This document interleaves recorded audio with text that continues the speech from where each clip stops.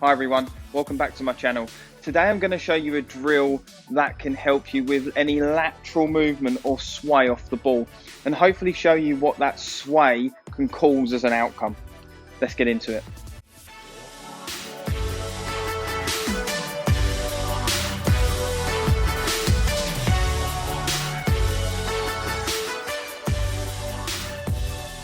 Okay, today we're going to talk about the sway and why it can really be affecting your golf game. So if my pelvis starts to move to the right, that's likely to put my mass behind the golf ball. So one of the outcomes from here is I'm not able to push back to the center or beyond the ball early enough, and I'm likely to hit behind the ball. Another reason the sway can be quite crippling for golfers is as they sway behind the ball and their mass is behind the ball, it's likely that they're going to pivot around that back leg. So as they work to the top and they pivot around that back leg, it's quite likely that they'll come over the top and swipe across the ball. Also, when we're over that back leg and we do stay behind the ball, it's very likely that I'm going to jeopardize my angle of attack, meaning I'm not going to be able to hit down into the ground and compress my irons. Because the ball is going to be further away from me now, I'm also likely to start extending my wrists to reach and hit the ball. So what I'm going to use today is this training aid called the Force Pedal, which is similar to a half-cut tennis ball. This one's a little bit more spongy and gives a little bounce back. But again, for you at home, a half-cut tennis ball will do exactly the same job. And all I would like you guys to do is pop this half-cut tennis ball just underneath the outside of your right foot. And that makes me feel like my foot's a little bit banked in, which is a good thing.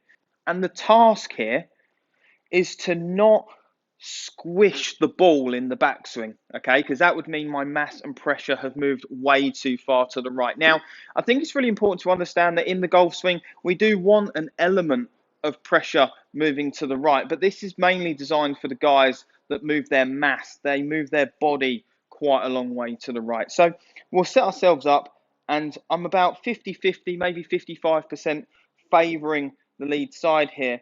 And all I want you to do is try and turn to the top, feeling like you leave your right foot a little lighter. It's going to feel like as my right hip turns behind me, I can feel a little bit more pressure running through my lead side. And then from there, I can just push forward and hit the shot. Now, because my center hasn't moved, it stayed in the middle, and even in the downswing moving slightly forward, I'm likely to bottom out and have my low point of the arc just in front of the ball now. So as I approach the ball, I would hit the ball, then the turf, which is exactly what we want for clean contact. Okay, so again, all I'm going to do is place the force pedal under the outside of my right foot. And again, it does feel like it's banked in slightly.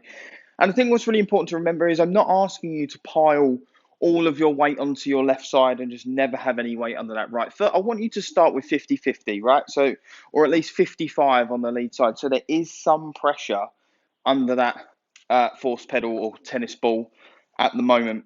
And as I wind up to the top, I'm just not going to increase that. Now, again, it's important to remember in the real golf swing, when you actually come to play the shot, there will be an element of movement. We're not trying to eradicate all of it. We're just trying to understand how we can stop the hips sliding to the right and get them turning a little better. So as you wind up to the top, you're going to keep the pressure even, and you're going to turn your right hip a little bit more behind you.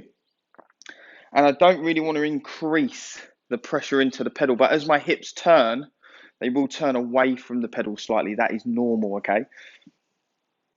So all I'm going to do is work slowly up to the top just to get that sensation.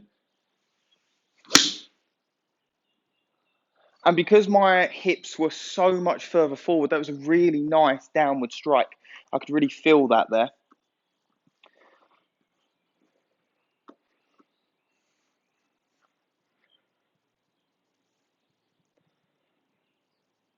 Okay, and another one.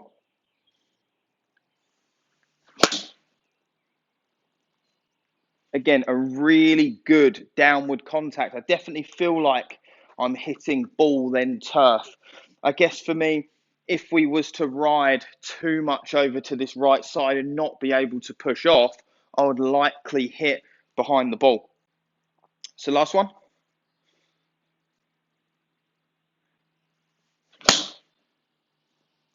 Again, a really nice ball first contact.